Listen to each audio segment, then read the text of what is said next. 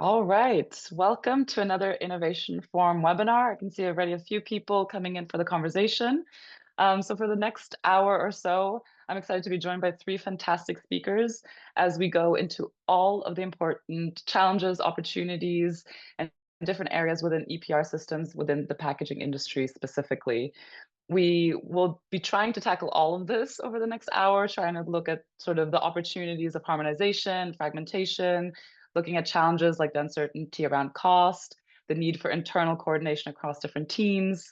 How can we make sure that the full supply chain, including suppliers, are all ready for these changes? And then how do we engage the consumer? So these are sort of some of the overarching themes that we're hoping to cover over the next hour.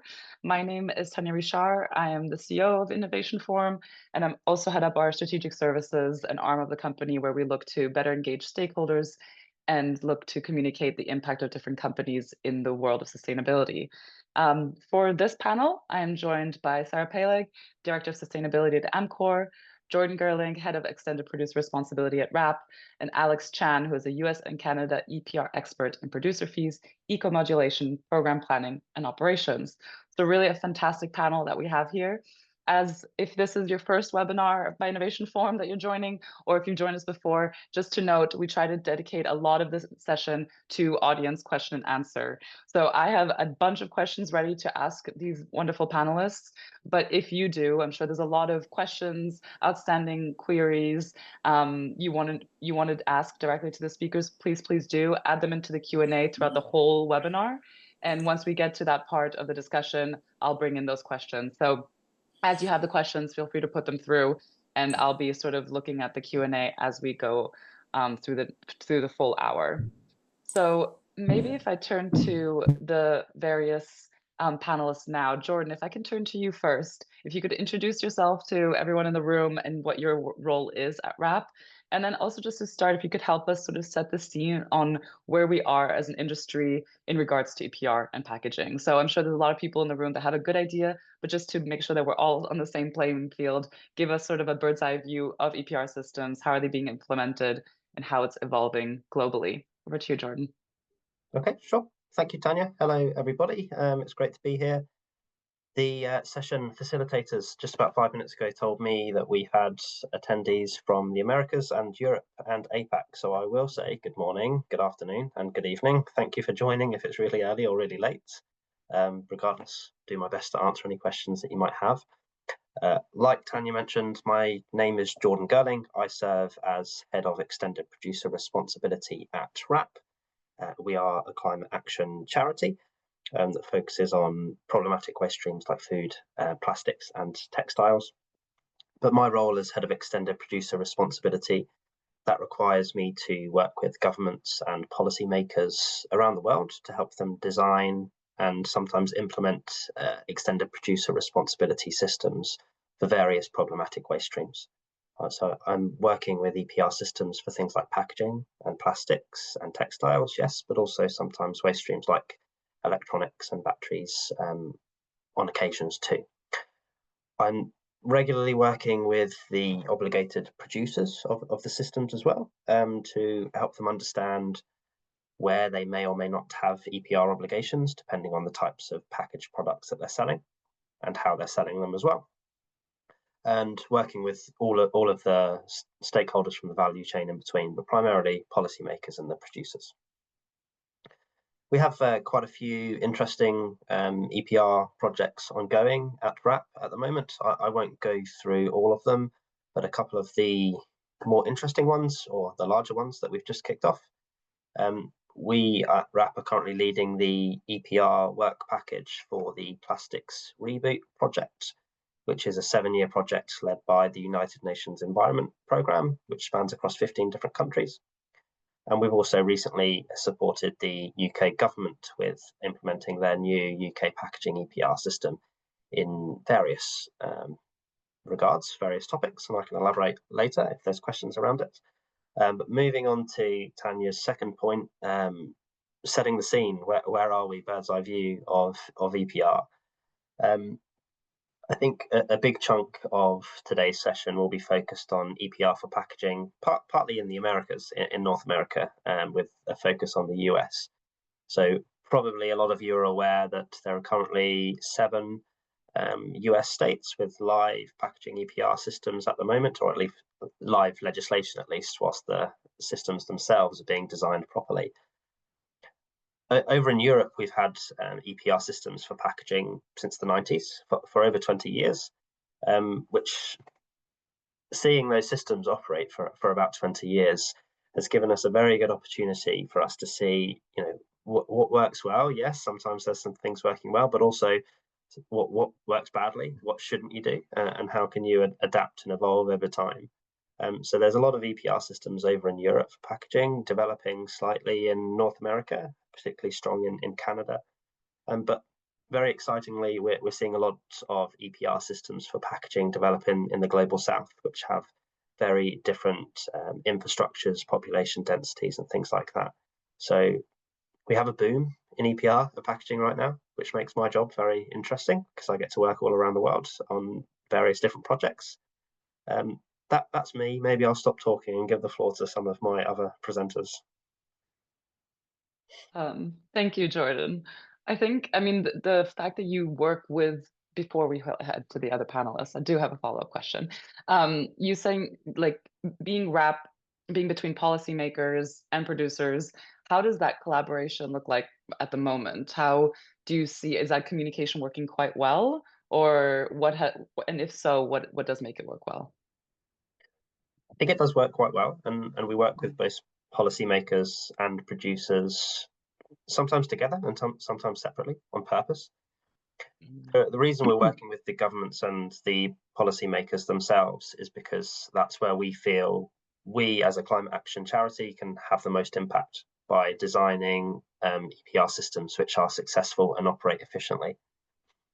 It's really important for us to be working on projects separately and sometimes together with the governments, with the producers themselves, so we can understand what's hard for them, what are the challenges for them, and how they think EPR systems should be designed or evolved over time. It's one thing to work with the policymakers that design the systems, yes, but I think you really need to work with various parts of the value chain to understand collectively what's going well with the systems and what needs to be changed. Because if producers don't understand the systems or they don't support the systems, then there's an issue that the systems won't perform as well. So that's part of the reason why we work with the policymakers and the producers. And we also work with them in various capacities to help us develop and summarize the best practices for EPR systems, because sometimes the best practices are related to policy design. Sometimes the best practices are related to how the producer responsibility organizations operate. Sometimes the best practices are how do the producers actually submit data, which sounds really simple, but it's pretty crucial parts of EPR systems. Can already see Alex nodding in agreement. Thank you, Jordan. And just for anyone who's joined over the last little bit, just a reminder, as we go through all of this sort of first half of the session, do add your questions into the Q&A box. We tried to use a lot of this time for Q&A, so put them in there and I'll try to get to them as soon as possible. But in the meantime, Alex, if I can move to you, if you could please introduce yourself and your background in EPR, especially now focusing on US and Canada, of course. Give us an idea of, are you seeing something similar to what Jordan is saying? What does that ecosystem look like at the moment in those two countries? Yeah, thanks, Tanya. Thanks, Jordan, as well. Should I just give a quick intro of my background before I dive into your question? Yeah, definitely, Alex. Yeah, so good morning, everyone. My name is Alex, and for the past 15 years, I've been pretty involved in the development and rollout of EPR programs across North America. My focus has been more on the technical implementation side, focusing on setting up and stabilizing pros and building a strategic operational framework to ensure that the pro succeeds in implementing these programs.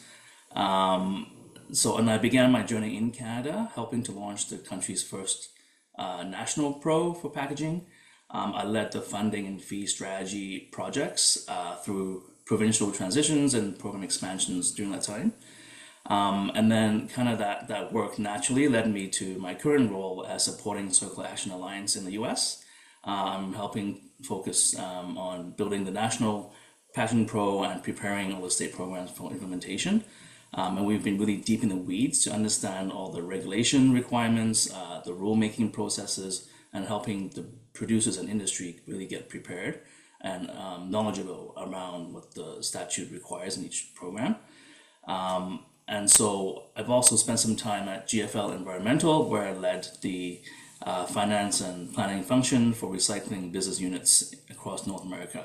And I want to mention this because this is where I really got firsthand experience and appreciation of the materials coming back in the recycling stream. And when the policymakers do say these are problematic materials and shouldn't be in the recycling bin, I got to see firsthand how those materials do disrupt the operations in the MRF. So what ties all this together is I like turning complex and regulatory and financial issues into clear, actionable plans that help teams move forward. So currently I am an advisor on several EPR projects in both the US and in Canada, helping build out those frameworks for program implementation. And so to your question, Tanya, around kind of the emerging states that have enacted EPR for packaging in the US, there are definitely commonalities between them in terms of the regulation requirements and the targets required from producers to achieve.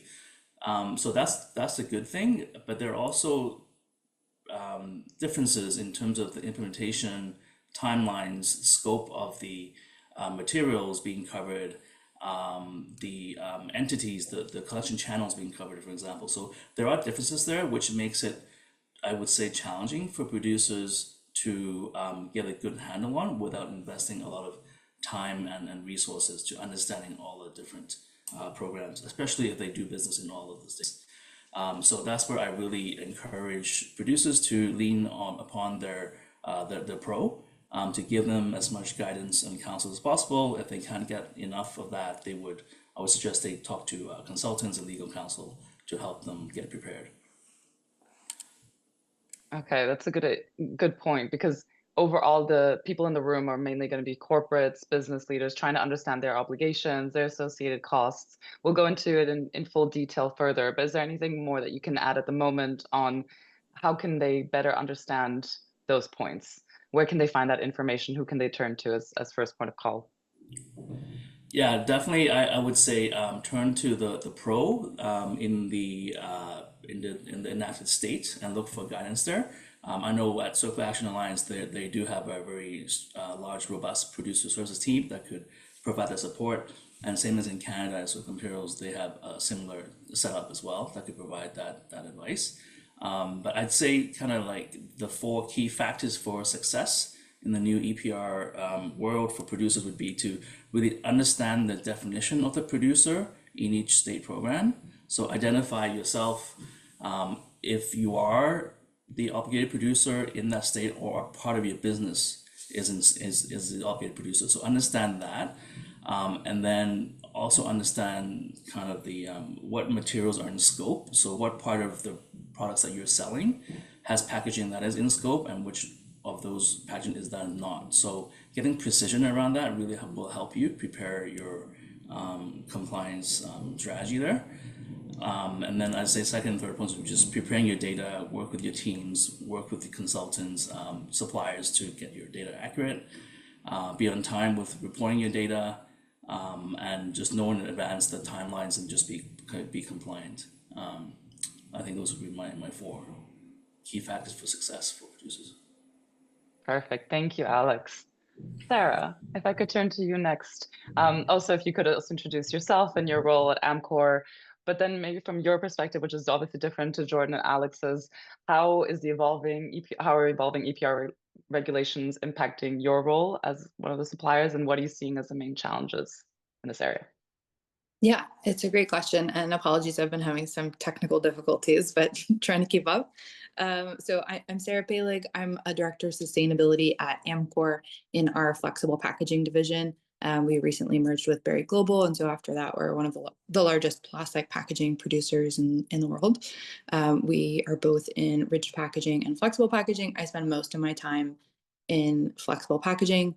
And I work with our customers to think about the sustainability of their packaging on a portfolio level. So, like, what are the different considerations they need to be making for planning, whether that be kind of consumer preference or other stakeholders. And now, kind of, legislation is knocking on the door as a key influence and stakeholder in the consideration of their the sustainability of their packaging portfolio. So when I'm working with customers, I would say where we are today is I'm not usually telling them about EPR for the first time. It used to be a bit more common, but at least in the US, there's sort of an emerging understanding that this exists, that this is happening, that this is real. But there is a very large diversity in sort of the maturity of understanding of what that will mean for our customers and what they should do about it, right? Short, medium, long term. So the question of how has this changed how we interact with our customers? Amcor has been really forward-leaning in terms of developing packaging solutions for our customers that offer improvements in sustainability, whether that be carbon footprint reduction, recyclability, or use of recycled content. And for a long time, the adoption of those technologies has had to come from kind of brand considerations, stakeholder considerations, like what does this mean for the customer? Does our customer really want this, and will they be interested in what we like, any potential trade-offs we have to make to adopt that packaging? And EPR really shakes up that math, because now there's a potential business case around that, right? How can we support our customers to mitigate their fees and drive value both with their customers and from a sustainability point of view? And so trying to bring that thinking to them about how we can support them in that kind of new opportunity. Okay, great. It's like, in terms of all of the different perspectives, it's you've already touched on a lot of the different areas that I'm hoping to cover over the next 40 minutes, and I can already see questions coming through, which is great. I wanted to, like, as you are directly connected to those brands, is there anything you can share, Sarah, on what are the biggest cost and compliance burdens falling? What are the reactions been so far that might resonate with people in the room? And then maybe on that, what are you seeing internally in terms of how companies can structure these budgets to be able to respond to all of the ever-changing EPR regulations?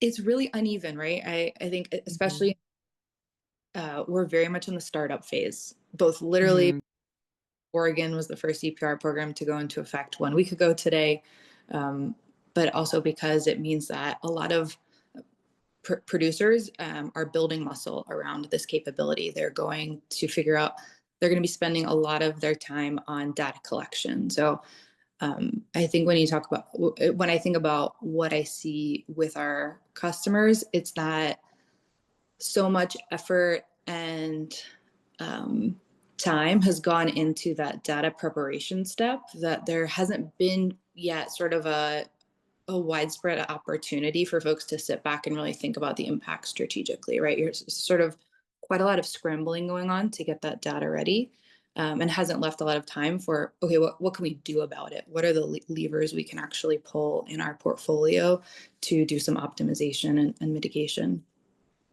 So I think that's the kind of the next phase that we're trying to drive, and that should create kind of a feedback loop with the recycling system. I mean, I think Alex sort of started to allude to this, but the idea of the fees should be that they can help incentivize and justify adoption of more sustainable packaging options, and which will in turn kind of improve the efficiency economics of the recycling system and ideally reduce those fees in the long term. So how do we get out of just the reporting phase and into that next sort of unlock? Okay, great. I mean, if staying on the point that you made on the data requirements, because I know Jordan and Alex, you both noted data in your introductory remarks. So maybe if we stick on that, I guess overall, like, what is the advice that you can give to people in the room in terms of setting up the system to make sure that all of those data requirements are correctly collected and then used in the right way? Alex, maybe you for starters. Yeah, again, from experience, there different producers will have different capabilities in terms of Yeah. preparing their data. The large multinational producers may have their own EPR internal teams that would take care of this on a full-time basis. When you look at small to medium-sized producers, they're focused on just running their own business, and this becomes a compliance administration task that they really can't take on. So I really suggest to work really closely with your producer responsibility organization, where they do provide guidebooks, guidance on what materials are covered, which reporting category they should be reported in, and what fees would be payable for each material type. And also work with your suppliers and legal counsel and consultants to help you with preparing that data. I think at the end of the day, they'll keep an eye on the fee structure in each state program, as Sarah was mentioning, because these fees, are an additional cost burden to the business, and have a longer term view of, are you able to move from one material category to another because of an optimization of the fee structure, or are there also eco-modulation programs to take advantage of as well? So definitely suggest to really keep on top of the EPR programs and the fee structures. Jordan, is there anything that you can add on this point? I think all I would really want to add on this topic is, as we all know, gathering the data is really challenging, especially once these EPR systems are first starting to emerge, because a lot of the data sets for the producers and the manufacturers, that they don't exist. So they have to start to gather data for probably hundreds, maybe thousands of SKUs, which is quite timely to do. Of course, that needs to be done so that the EPR data reports can be submitted accurately. But I think my only other piece of guidance would be, whilst you're doing that, maybe it would be prudent to change processes and procedures. So as you're starting to gain new suppliers, or you're buying packaged products from different suppliers, start to gather that data on what the packaging materials are at the beginning. Not maybe what's the weight of the packaging, how much sales packaging, how much transport packaging, what do the units look like. And then if data reporting requirements start to change in the future, you'll be better equipped because you will have better data in your back pocket to handle it. Great.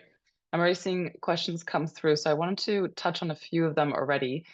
Mainly, there's already questions on sort of fragmentation, harmonization potential here. So maybe just to start us off, Alex, if you could maybe just introduce what are the main issues in terms of the opportunities in terms of harmonization, the issues or potential challenges in fragmentation in this space.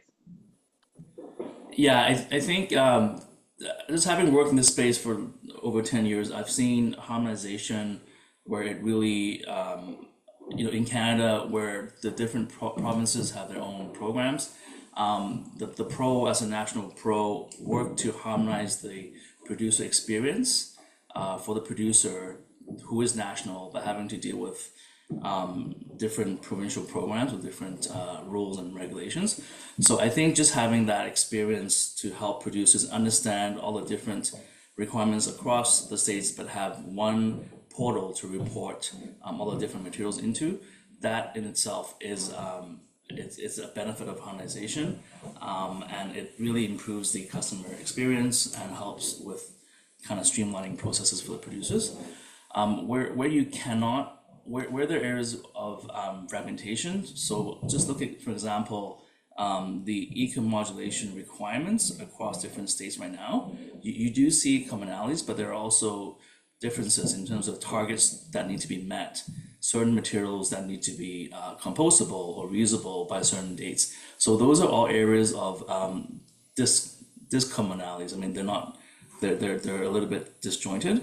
And so I think that's a challenge for producers who are operating across all these states to have, a true strategy to understand what the requirements are, and are they meeting a target here that is very high but is not really needed in another state. So I think that is definitely a challenge for some of these emerging state programs. Quinton in the Q&A is noting, he doesn't have too much experience in this area.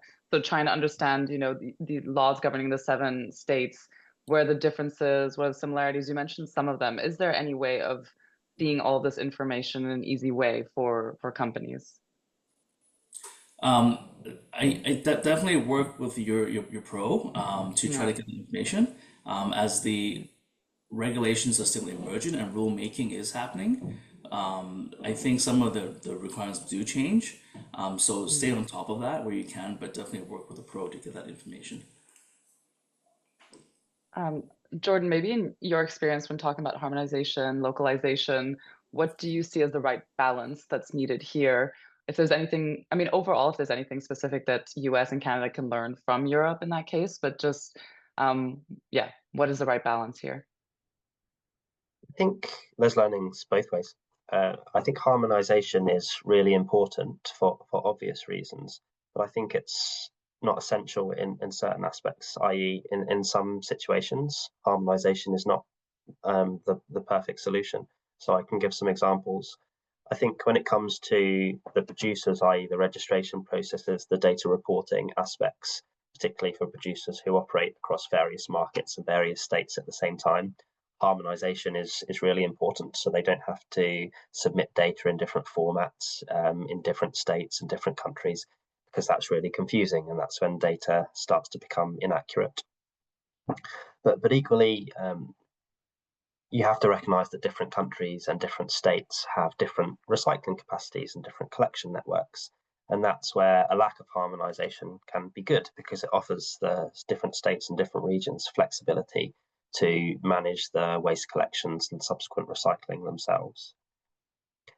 In what we're seeing in the US, Canada as well, is that there's no mandatory overarching framework on a legislation perspective, which means the EPR legislation in different states and provinces, it defines producers in a different way, which is confusing, and it sets fees in a slightly different way based on methodologies, and the product scopes are different too. So that can be challenging for producers to understand.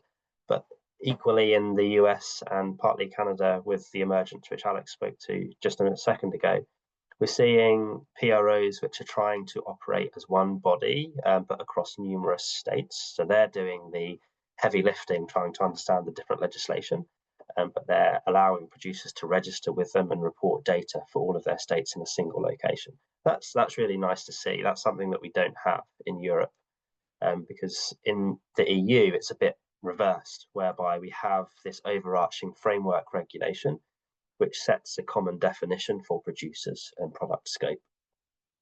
But I was about to say we have 27 EU member states, therefore we have 27 different PROs operating in each country, but we don't. Some countries have several PROs operating, so there's probably about 50 different PROs for packaging operating across Europe, which you can pick from. That fosters a competitive market, but if you're one producer who's like, how do I register and comply with EPR, it's really challenging. So there's learnings both ways. Sarah, is there anything that you want to add on that? Yeah, I think Yeah. Alex and Jordan mentioned a couple areas where you can see degrees of harmonization, and that can have an impact on producers and kind of participants in the system. There's a few other areas that I spend a lot of time focusing on and learning about the differences, because they really impact our work and our customers' work. And that would be recyclability definitions. And so that's in each jurisdiction or in each program, how are the materials being defined? And especially when you think about flexible and film packaging, do we have our eyes on are we setting our sights on the right definition for recyclable packaging? And are all the states going to agree? I think it's moving in the right direction, but just something we've been keeping an eye on.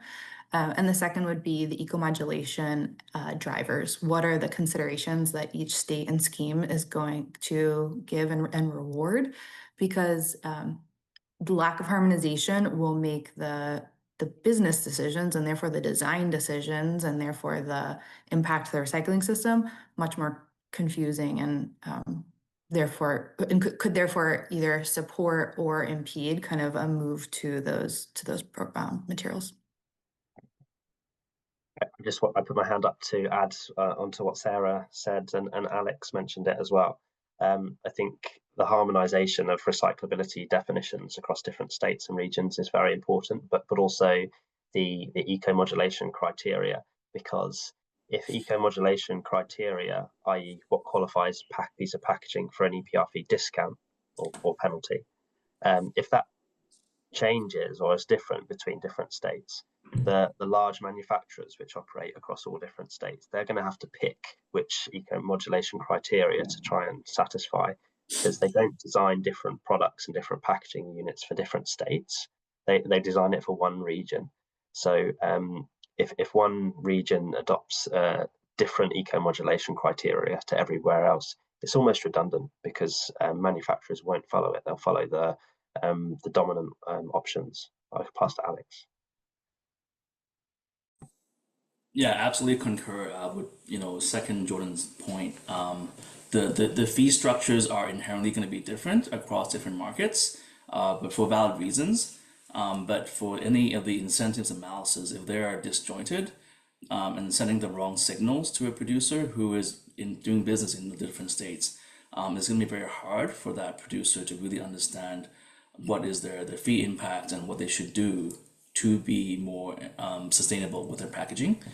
And just to add to Sarah's point around recyclability, just the recycling technologies itself, it's a pretty hot topic. And I know initially with SB 54 in California, they were really not favoring chemical recycling. That's kind of changed in the last sort of regulation, the last draft regs. They've kind of relaxed that. But then now we're seeing proposed amendments for the Ontario program, where they are looking to allow incineration as a recycling method for flexibles. So just this diverse array of what's allowed and what's not really will make it challenging for producers and the pro to understand what can be done, and can they approach recycling more broadly from a national basis. Just want to bring that point up. Yeah, a lot to cover in this area. I'm trying to keep up with the questions, because overall harmonization still seems to be an outstanding question. There's also a lot of questions from people who are suppliers outside of the US or from other states. How does this all work? So I just wanted to rattle off some of them in case you had any points. There's a question, a follow-up from Quinton, for example, in relation to targets. Is the legislation agnostic of where the product is recycled, i.e. collected in California but recycled in Texas, and the PRO or PRO ensures the measurement? So I don't know, Alex, if you can talk to this at all. I think in general, and I wouldn't want to. I want to confirm this. The targets to be measured need to be within the locality or the state itself, where those targets can be measured and put towards achievement in that program. I know there's some exceptions, like the PCR target in the Colorado program, that is nationwide. If you can use PCR from anywhere in the state, in the US, that could be counted towards the target in Colorado. But I would, really want to get into each of these targets in each state program to give a firm answer on that. I'd love to stay on the point on EU versus US for a second, because like you said, Jordan, the EU has done this for quite a while now, and US and Canada have been doing it for also just a little bit. But there's a question by Harry, for example, on the different definitions. And Jordan, you mentioned that at the start as well, that there's different definitions for all of these different, even the definitions vary, which can be extremely complicated and make everything much more challenging. And there's a question from Harry saying the definitions of producers vary substantially between US states and Europe. Do you see generally obligating brand owners rather than first sellers as a better model? So Jordan, I don't know if you are able to speak on that. It's a difficult question. I personally lean towards placing the obligations on the organization which first places the packaging on the market, rather than the brand owners. That might be biased because I've worked with the European legislation for over 10 years, so I'm just following suit with that. I feel if you place the obligations on the brand owners, if for whatever reason you have a brand which is headquartered in a country far, far away and they're selling through a range of distribution channels, you might end up with the scenario whereby that packaging isn't actually funded through the EPR system because the foreign company hasn't registered and paid their dues for whatever reason. And actually, it could be really hard to enforce free riding from a company based in a faraway country. So if you're looking at the European situation where they usually place the obligations on the company that first introduced the packaging to the market, you might have a brand owner based in, I don't know, China or Japan.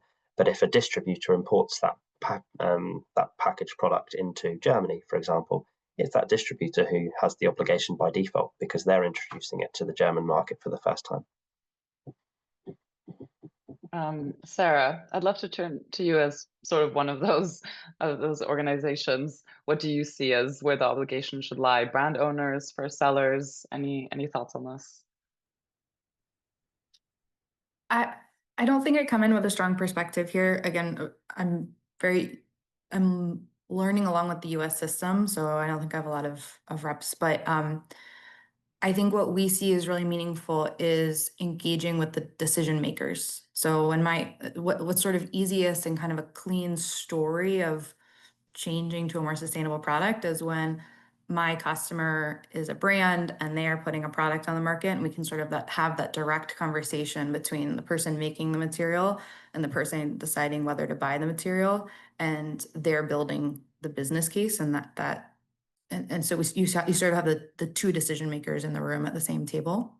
And then in contrast, when my customer is a co-packer, right, and their customer might be the obligated producer, you're sort of opening up the story and making it a bit more complicated to incentivize that change. I think there's still a path to it happening, but just in terms of thinking about where is the power to make that consider the business decision. Sticking on this sort of point of working together and where does the obligation lie, there's a question from Ryan on have you seen any evidence of brands working with the suppliers to shift the paying of EPR fees? He says, I imagine there are some instances where a brand and its supplier are paying EPR fees for the same product due to unclarity around the definition of a producer. Maybe Sarah, if I can turn back to you again on this, do you have any thoughts on Ryan's question? No, I'm curious to hear what Jordan and Alex think. Perfect. Alex? Yeah, in a well-functioning program, there shouldn't be any duplication in the Yeah. funding, the packaging. We call it a producer hierarchy that is set up for each program, and it lists out, who is first in the order to be obligated to pay those fees for that material. Typically, it's the brand owner first. The brand owner is non-existent in that state, then probably be the first importer of the products into that state. And so there's a hierarchy that is pretty standard, I would say, Jordan, if you agree with me, in each of the program, that is pretty explicit. So if there's any confusion, I'll definitely refer to the guidance around the product hierarchy. Jordan, if you have anything to add there. Sure. I mean, not recently since joining RAB a couple of years ago, but before that, when I was working as a consultant, I did see several examples of brands and their suppliers working together to decide or be told who should pay the EPR fee. So there are some countries, not all in the EU, which permit like a distributor of a product to pay the EPR fee on behalf of the brand if they want to, and that removes the obligation from the brand. So there could be a clause in their contract or agreement which says, if you want to sell our products, you must therefore register for EPR, pay the EPR fee. Even though we know we're legally obligated, you can do it for us, and that's legally permitted. So I don't know if that's working together or being a bit of a dictatorship to say you must register for us if you want to sell our products. But I've seen it a few times, but not loads, I have to admit. Great. There's also a question on just overall brands and suppliers working better and sort of co-investing and collaborations, always a big part of all of this.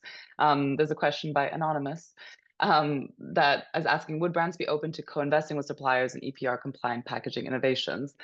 is this already happening? What sort of conversations are you seeing?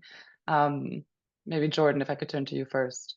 Yeah, I've seen some brands and working with their suppliers to make the packaging that they're using more recyclable or using less packaging overall, to thereby satisfy the eco-modulation criteria and to get discounted fees. That's a benefit for both the brand and the supplier, because it can reduce the cost throughout the supply chain. I have to admit, I have only seen that happen for like large organizations who sell a lot of products. So making those changes will result in a lot of cost savings for them. For smaller and medium-sized businesses, it can be the case that if the rate of eco-modulation is quite low, it could actually be more costly for them to invest in changing their packaging materials than it would be from the benefits that they would get from eco-modulation. So I have seen it for larger organizations. Go ahead, Alex. Definitely echo Jordan's point. Um, I've seen examples of where producers collaborate with suppliers on certain material streams to run trials, pilots, research to make sure that those materials are deemed to be recyclable or more recyclable, and then they work together to demonstrate those results to the regulator, to try to designate that material to be on-ramped, as we call it, or recyclable. But I think I haven't seen a broader collaboration that's kind of in the public sphere of how that actually works. I've seen just distinct targeted material streams that are being worked on between producers and the suppliers. I mean, for Amcor, this is really core to what we do. We've been on a pretty public journey since 2018 to transform our flexible portfolio, our whole portfolio, to make recyclable options ready. So at least for flexible packaging, that's sort of the core of how we could unlock more sustainable flexible packaging. So for us, I don't think the EPR question in the US has unlocked something new in terms of collaborating with our customers or with brands, but I think it's invigorated a lot of energy into it. And so we're continuing to invest in those solutions and continuing to bring more of those applications to market. Great, thank you. There are a lot of questions on sort of the effects of this and what changes are we seeing to specific markets, paper, and what will the change be over the coming years. So maybe if I can stick to that, Sarah, there's a question from Ernesto. Just overall, how do you see the packaging market changing due to EPR? It's almost That's a big session title. Yeah, right. So, so one thing I've been thinking about is, I think because of the audience, we spent a lot of our time today talking about changes to packaging manufacturing and putting products inside of packaging and what's changing there. But the reality is that that's one piece of the puzzle, and there's this huge set of other changes that are coming to the recycling system and the waste management system. And so it's not where I spend a little bit of my time, because we, as Amcor, are involved with a lot of trade organizations, a lot of pilot investments and work on the ground to try to prove out new functionality for that system. But I think that's really the home of the pro. So in terms of what's coming for changes to the packaging system, I mean, a demonstrably large increase in access to recycling, and an increase in the acceptance of materials in recycling systems, a huge change to consumer education and engagement, right? Like I think about how much education I've received from my local jurisdiction on recycling. It would hurt everyone's heart for me to tell you what guidance they've given me. It's so bad. And so to really, there should be investments in improving those systems and the engagement there. I mean, on that, Jordan, if you could add, what changes have we already seen in Europe that we will then likely see in the States and Canada that you can anticipate? I might not give such a detailed answer on that one. I think we're starting to see some changes in terms of packaging materials in the EU, but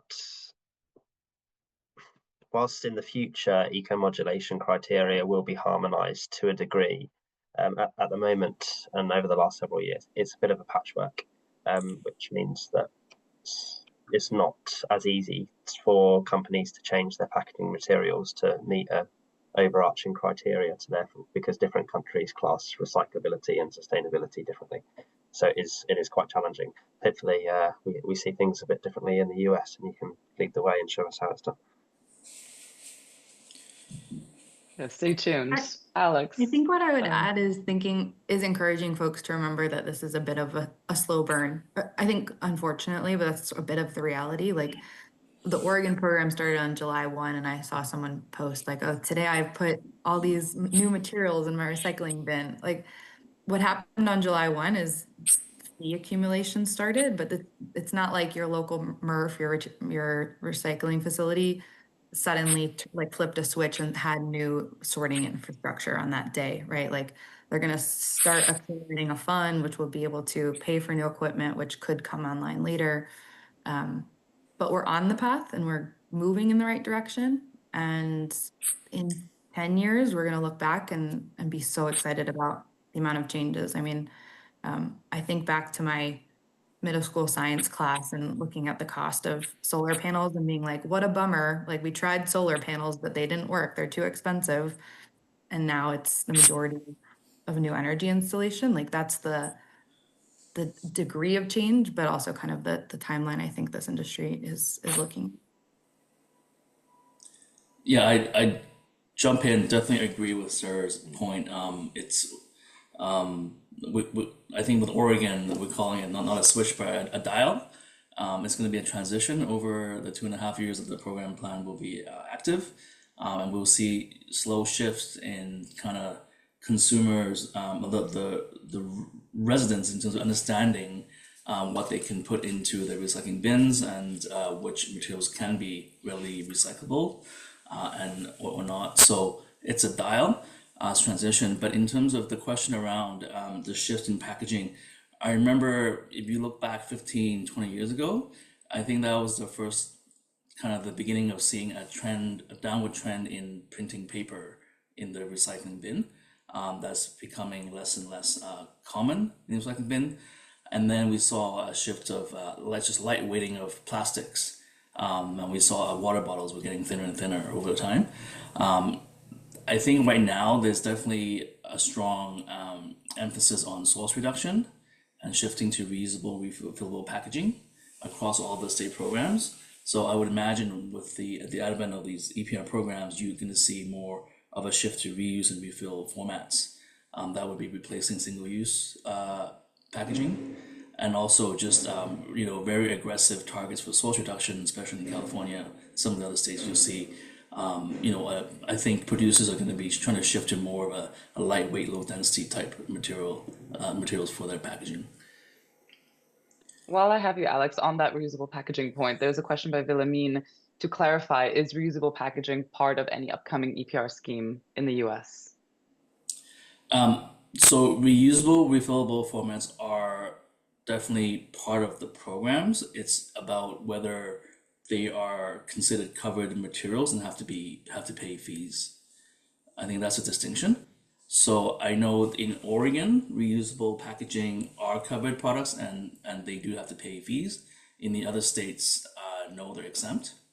But then there are targets and other requirements that are needed for reusable packaging in the other states that are not in Oregon. So just want to be clear on that. Okay, thank you, Alex. And maybe Jordan, to turn to you from a question from Yelena. Does the EU give credit to companies if they change over to recycled packaging materials? And will that be the case for the US? So the second question is, in coming years, if we change over to more recycled packaging, will the fees decrease? Yeah, there's several countries in the EU which charge discounted EPR fees if the packaging that's supplied is made from a certain proportion of recycled content. So if you're using that type of packaging, you will encounter cheaper EPR fees in the EU. In parallel with EPR, we have a lot of regulations around plastic packaging taxes in the EU, which is not EPR, so I won't talk about it too much, but maybe I will mention it just because we're here, where if some packaging materials don't meet a certain threshold of recycled content. We have this in the UK, for example. If plastic packaging doesn't meet, I think, 30% recycled content, you pay a tax on top of any EPR fees. So it makes it more expensive if it doesn't include recycled content. And something that is very new in the EU under the new PPWR, which is the overarching packaging and packaging waste regulation, is that it will be mandatory for any new packaging entering the market to include a certain level of recycled content. And that's not, if it doesn't include the recycled content, then you pay a higher fee. It's, if it doesn't include the recycled content, it's entirely banned from the market and you cannot sell the product in Europe. So that's a pretty big legislative barrier to start to include recycled content for packaging being placed on the market in Europe. With all of these different changes and effects that we're seeing, what has this led to in terms of the effects on innovation within a company, R&D and everything? I'd love to turn to you, Sarah. What are you seeing? What are the impacts on seen by brands, opportunities when engaging on this? Are we seeing more innovation, less?